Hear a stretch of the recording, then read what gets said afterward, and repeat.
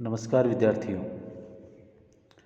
मैं बजरंगलाल सैनी अपने निजी यूट्यूब चैनल पर आप सभी विद्यार्थियों का और साहित्य प्रेमियों का स्वागत करता हूं।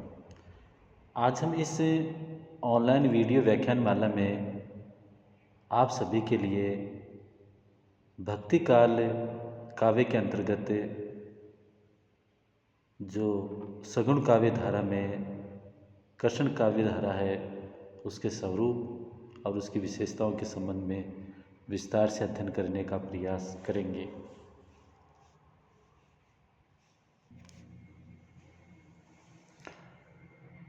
सबसे पहले हम हिंदी में कृष्ण काव्य के अंतर्गत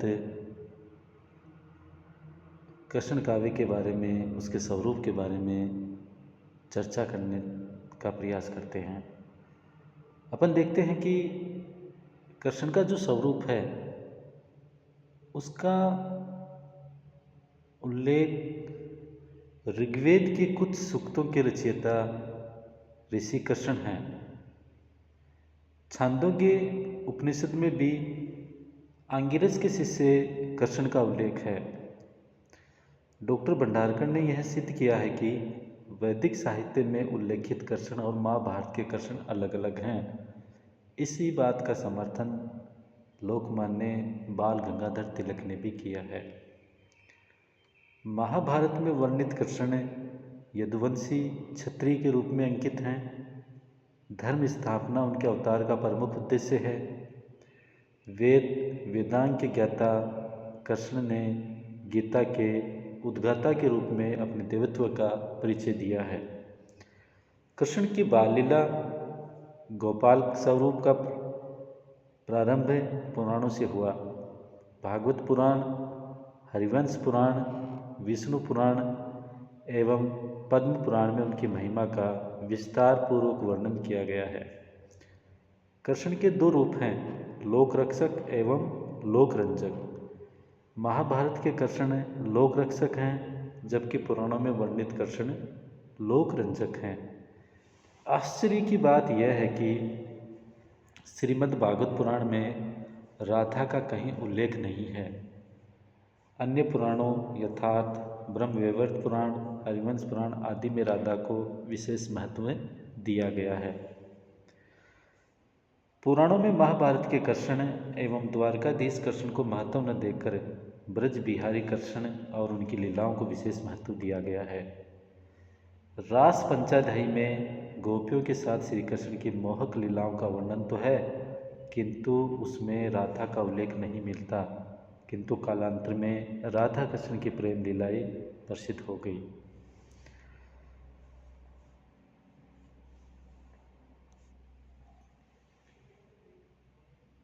संस्कृत काव्य में अश्वघोष के ब्रह्मचरित काव्य में कृष्ण का सर्वप्रथम उल्लेख मिलता है। प्राकृत भाषा में हाल द्वारा रचित गाहा सतसई में राधा कृष्ण का उल्लेख है। उनकी श्रृंगार प्रधान चेष्टाओं की अभिव्यक्ति इस ग्रंथ की विषय वस्तु में हुई है। भट्ट नारायण के नाटक वेणी संहार में श्री कृष्ण रूठी हुई राधा से अनुनय विनय करते हैं। हेमचंद्र ने अपने प्राकृत व्याकरण में दो पद्य उद्धृत किए हैं जिनमें कृष्ण का उल्लेख किया गया है। तत्पश्चात संस्कृत में रचित गीत गोविंद नामक काव्य ग्रंथ में जयदेव ने राधा कृष्ण की सरस केली क्रीड़ाओं का मधुर एवं ललित पदावली में वर्णन किया है। कृष्ण विषय काव्य की प्रचुरता 12वीं शती के उपरांत ही दिखाई पड़ती है। 16वीं शती में कृष्ण चैतन्य के विद्वान शिष्य रूप गोस्वामी, जीव गोस्वामी एवं सनातन गोस्वामी ने कृष्ण भक्ति को शास्त्रीय आधार प्रदान किया। रूप गोस्वामी की कृतियाँ उज्ज्वल नीलमणि और हरिभक्ति रसामृत सिंध ने कृष्ण भक्ति को साहित्य शास्त्र में प्रतिष्ठित किया। आधुनिक भारतीय भाषाओं में सर्वप्रथम मैथिली कोकिल विद्यापति ने राधा कृष्ण की प्रेम लीलाओं का चित्रण अपनी पदावली में किया। नामदेव के कुछ पदों में भी कृष्ण भक्ति दिखाई पड़ती है। बंगाल के वैष्णव सहजिया संप्रदाय में भी राधा कृष्ण की भक्ति का वर्णन उपलब्ध होता है।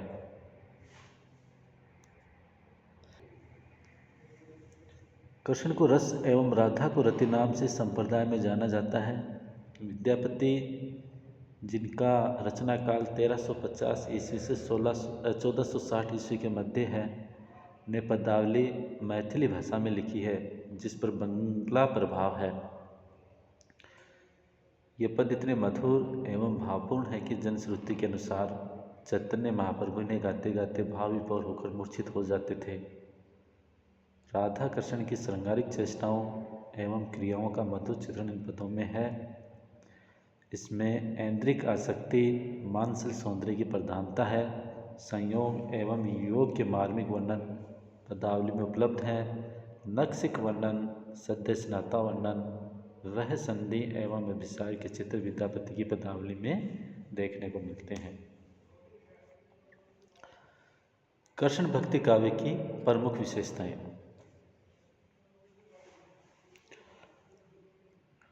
मध्यकालीन काव्य धारा में कृष्ण काव्य का महत्वपूर्ण स्थान है। भारतीय धर्म साधना में कृष्ण का विलक्षण व्यक्तित्व रहा है। साथ ही पुराणों में पर्याप्त कथाओं का केंद्र होने का श्रेय भी उन्हें प्राप्त है। श्री कृष्ण को विष्णु के अवतार के रूप में मानकर उनके विविध क्रियाकलापों का वर्णन भागवत पुराण तथा महाभारत में प्रमुख रूप से किया गया है। महाभारत में योगेश्वर कृष्ण का राजनीति विषाद महान योद्धा के रूप में चित्रण है, जबकि भागवत पुराण में श्री कृष्ण की रासलीला एवं बाल लीला का चित्रण हुआ है। यह एक आश्चर्यजनक बात है कि मध्यकाल में कृष्ण भक्त कवियों ने कृष्ण की बाल लीलाओं, प्रणय लीलाओं तथा अन्य माधुर्य भावयुक्त क्रीड़ाओं का चित्रण तो किया है, किंतु गीता का उपदेश देने वाले नीति मर्मज्ञ कृष्ण के चरित्र को आधार बनाकर कोई काव्य ग्रंथ इस काल में नहीं लिखा गया है।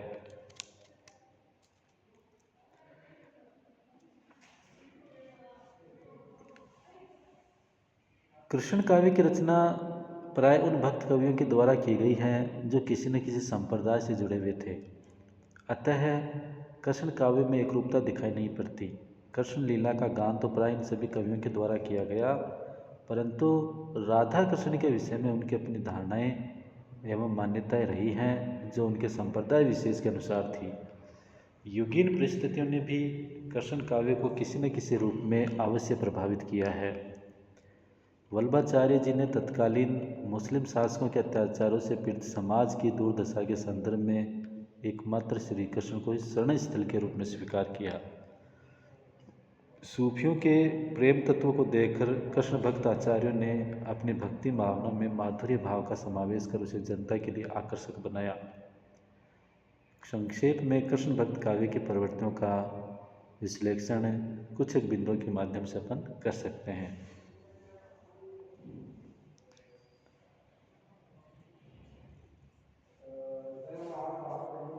सबसे पहले अपन लेते हैं कृष्ण लीला का वर्णन। कृष्ण भक्त कवियों ने राधा कृष्ण की लीलाओं का वर्णन अपने काव्य में प्रमुखता के साथ किया है। विभिन्न संप्रदायों में दीक्षित इन भक्त कवियों ने श्री कृष्ण के मधुर रूप की झांकी अंकित करते हुए उनकी बाल लीला एवं प्रेम लीला का चित्रण अपनी रचनाओं में किया है। मध्यकालीन कृष्ण भक्त कवियों ने कृष्ण को लोक रंजनकारी लीलाओं को अपने काव्य का विषय बनाकर जनता को माधुर्य रस में आकंठ निमग्न कर दिया। इन्होंने कृष्ण के बाल जीवन एवं किशोर जीवन की लीलाओं का उन्मुक्त गान किया। यही कारण है कि समूचा भक्तिकालीन कृष्ण काव्य माधुर्य भाव से ओतप्रोत है। उस समय गोपाल कृष्ण की लीलाओं का श्रवण, चिंतन एवं गायन कवि कर्म समझा जाने लगा था। इसीलिए भजन कीर्तन करने वाले पद रचना करते हुए अनायास कवि बन गए। सूर काव्य में कृष्ण की प्रेम लीलाओं का व्यापक वर्णन हुआ है। इनके अतिरिक्त चैतन्य संप्रदाय, हरिदासी संप्रदाय एवं निम्बार्क संप्रदाय के कवियों ने भी माधुर्य भाव से ओतप्रोत कृष्ण लीलाओं का गान करते हुए काव्य रचना की। कृष्ण की प्रेम लीला ही परवर्ती रीतिकालीन साहित्य में लौकिक श्रृंगार की प्रचुरता का कारण बनी, ऐसा अनुमान लगाया जा सकता है। कहने का तात्पर्य कृष्ण लीला का वर्णन विस्तार के साथ कृष्ण काव्य में देखने को मिलता है। दूसरी विशेषता है प्रेम लक्षणा भक्ति। अपन देखते हैं कि कृष्ण भक्त कवियों की भक्ति प्रेम लक्षणा भक्ति है। श्री कृष्ण की प्रेममय मधुर से उत्प्रोत छवि को अपने काव्य का विषय बनाकर इन कवियों ने प्रेम तत्व का विशुद्ध निरूपण किया। संपूर्ण कृष्ण काव्य माधुर्य भाव से उत्प्रोत है। निम्बार्क संप्रदाय में जहाँ स्वकीय भाव पर बल देते हुए राधा कृष्ण के दाम्पत्य प्रेम का चित्रण किया गया, वहीं चैतन्य संप्रदाय में परकीय भाव में माधुर्य की चरम परिणति मानी गई है। कृष्ण काव्य में रति भाव के तीनों प्रधान रूप दाम्पत्य रति, वात्सल्य रति और भगवत विषय रति उपलब्ध हो जाते हैं। कृष्ण प्रेम में मर्यादा का पालन न तो कृष्ण भक्त कवियों को स्वीकार था और न ही उनकी गोपियों को। इसीलिए लोक और वेदों में रचित सामाजिक विधि निषेध कृष्ण के प्रेम में तिरोहित कर दिए गए हैं। कृष्ण भक्त कवियों ने प्रेम भावना के नवीन आयाम उद्घाटित कर जनता को प्रेम रस में सरोबार कर दिया है। इन कवियों ने वात्सल्य, सख्य और माधुर्य के क्षेत्र में कृष्ण लीलाओं का गान करते हुए अपनी भक्ति भावना का परिचय दिया। यद्यपि कुछ कृष्ण भक्त कवियों ने विनय से युक्त दास्य भाव के पद भी लिखे हैं, किंतु परिमाण की दृष्टि से माधुर्य भाव के पद ही अधिक लिखे गए। कृष्ण भक्ति काव्य में कांता भाव की भक्ति को विशेष महत्व दिया गया और उसमें भी परकीय भाव को प्रमुखता दी गई, क्योंकि इसे वे आदर्श प्रेम स्वीकार करते हैं। तीसरी कृष्ण काव्य की प्रधान प्रवृत्ति सौंदर्य चित्रण। अपन श्री कृष्ण काव्य का समग्र अध्ययन करते हैं तो देखते हैं कि संपूर्ण कृष्ण काव्य प्रेम, सौंदर्य एवं श्रृंगार से ओतप्रोत है। मानव सौंदर्य, प्रकृति सौंदर्य एवं भाव सौंदर्य से आप्लावित कृष्ण काव्य जन मन को अनुरंजित करने में पूर्ण समर्थ है। कवियों ने कृष्ण के बाल सौंदर्य की झांकी अंकित करने के साथ साथ राधा कृष्ण के किशोर सौंदर्य का भी हृदयग्राही वर्णन किया है। उनकी प्रणय क्रीड़ाएं अपूर्व सौंदर्य से समन्वित हैं। यही नहीं, ब्रजभूमि की सुषमा का चित्रण भी कृष्ण काव्य में किया गया है। राधा कृष्ण की विहार स्थली, पावन यमुना तट, वृंदावन, मधुवन, कुंज और कछार कृष्ण काव्य में सर्वत्र व्याप्त हैं। कृष्ण के सौंदर्य मंडित शरीर पर वर्णन इन कवियों ने बड़ी तन्मयता से किया है। राधा भी अपूर्व सुषमा से मंडित है और उनकी अनिर्वचनीय शोभा मन को आनंदित करने में समर्थ है। अगली विशेषता है प्रकृति चित्रण। कृष्ण काव्य का केंद्र है श्री कृष्ण और उनकी लीला स्थली ब्रजभूमि, जो अपने अनंत सौंदर्य के लिए विख्यात रही है।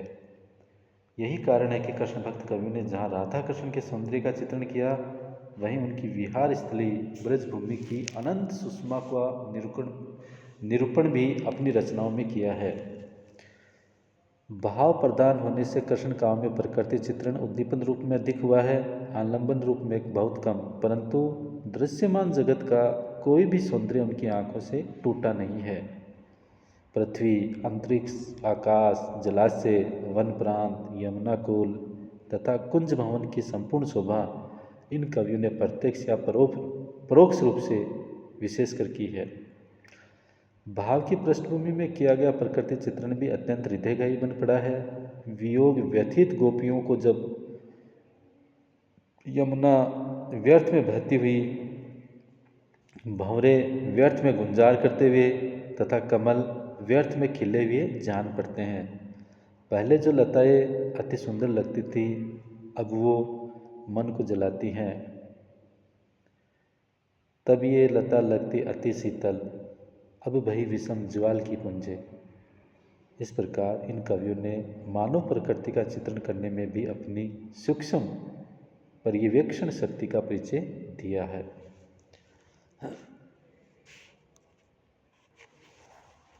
अगली प्रवृत्ति है रस योजना। कृष्ण काव्य का मूल प्रतिपाद्य है कृष्ण की बाल लीला एवं प्रणय क्रीड़ाओं का चित्रण। अतः विषय वस्तु के अनुसार उसमें वात्सल्य एवं श्रृंगार रस की प्रधानता है। इन दोनों रसों का पूर्ण परिपाक कृष्ण भक्ति साहित्य में हुआ है।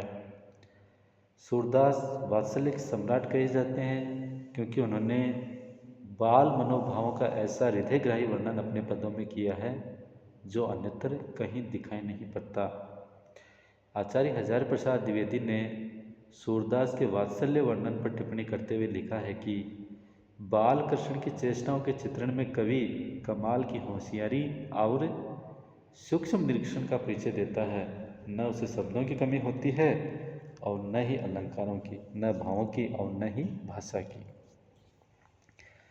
मैया मैं नहीं माखन खायो तथा मैया कब ही बढ़ेगी चोटी जैसे पदों का माधुर्य सूर के वात्सल्य वर्णन की विशेषताओं को उजागर करने में पूर्ण समर्थ है। संयोग और वियोग श्रृंगार की सुंदर योजना भी सूर एवं अन्य कृष्ण भक्त कवियों के काव्य में हुई है। राधा कृष्ण की प्रेम लीलाओं के चित्रण में सूर ने अपनी समस्त प्रतिभा एवं काव्य कुशलता का परिचय दिया है। भ्रमर गीत प्रसंग में गोपियों की वीरा का अत्यंत मनोवैज्ञानिक वर्णन किया गया है। मीरा, सूर तथा नंददास ने वियोग श्रृंगार के अत्यंत मार्मिक चित्र अपने काव्य में अंकित किए हैं।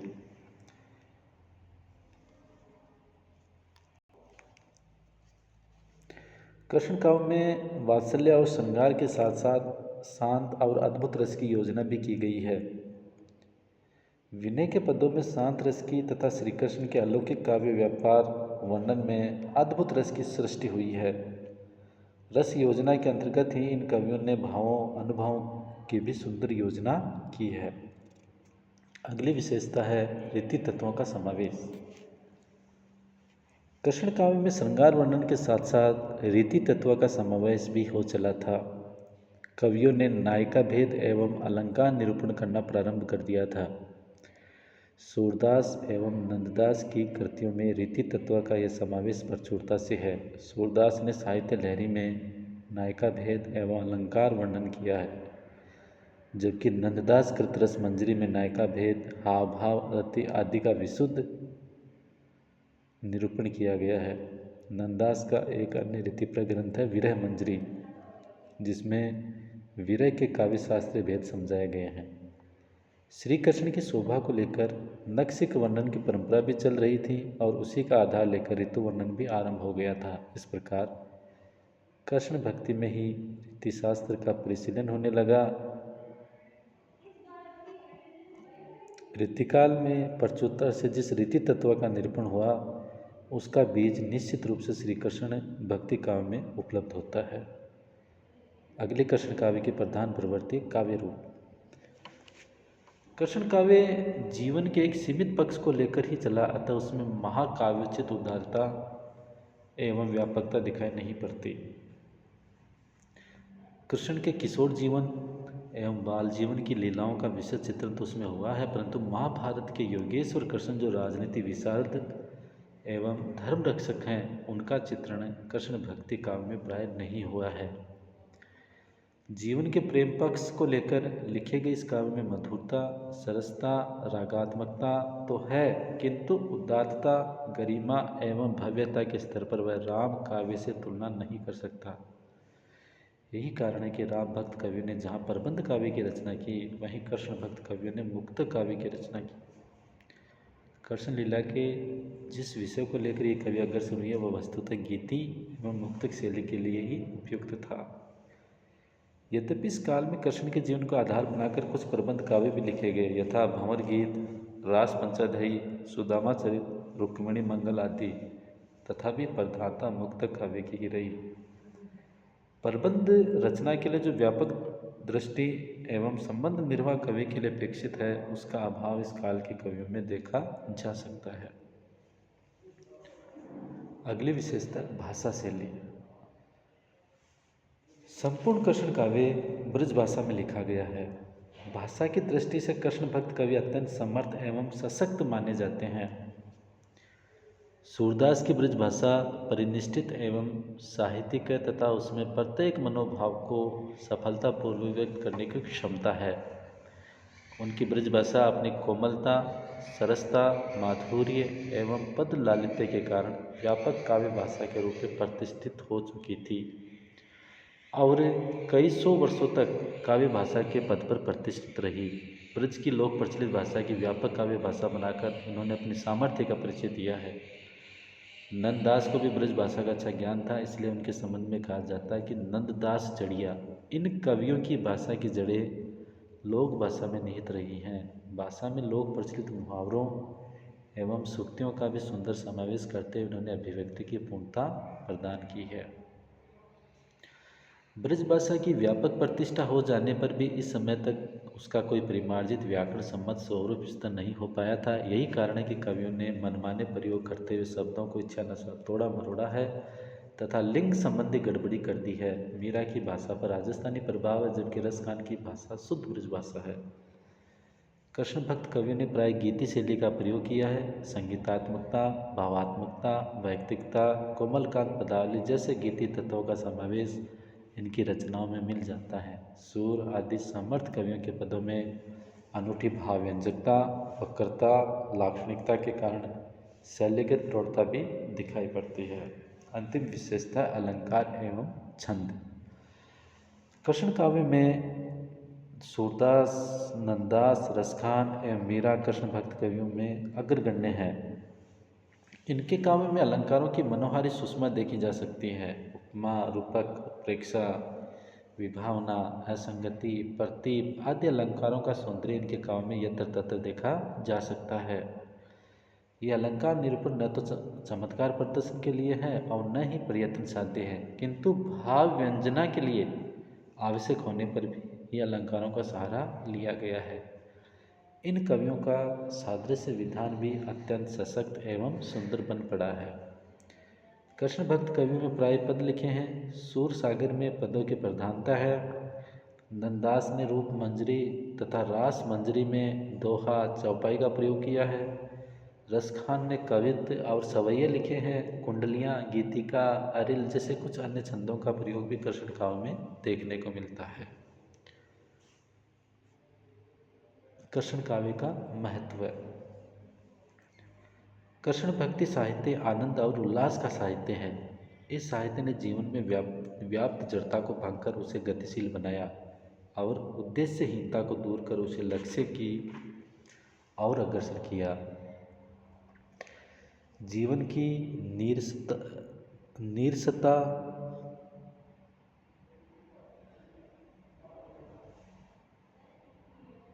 अर्थात जीवन की नीरसता को समाप्त कर उसे सुषमा सौंदर्य की ओर अग्रसर करने में कृष्ण काव्य की महत्व भूमिका रही है। कृष्ण भक्ति साहित्य ने सैकड़ों वर्षों तक भक्तजनों को मुक्त बनाए रखा है। परवर्ती काव्य को विषय एवं शैली की दृष्टि से कृष्ण काव्य ने पर्याप्त प्रभावित किया है। रीतिकालीन काव्य में उपलब्ध रीति निरूपण के बीज भी हमें कृष्ण भक्त कवियों द्वारा रचित रीति ग्रंथों में मिल जाते हैं। ब्रज भाषा को व्यापक काव्य भाषा के रूप में प्रतिष्ठित करने का श्रेय भी इन्हीं कवियों को है। परवर्ती गीति काव्य को भी कृष्ण काव्य से प्रोत्साहन प्राप्त हुआ।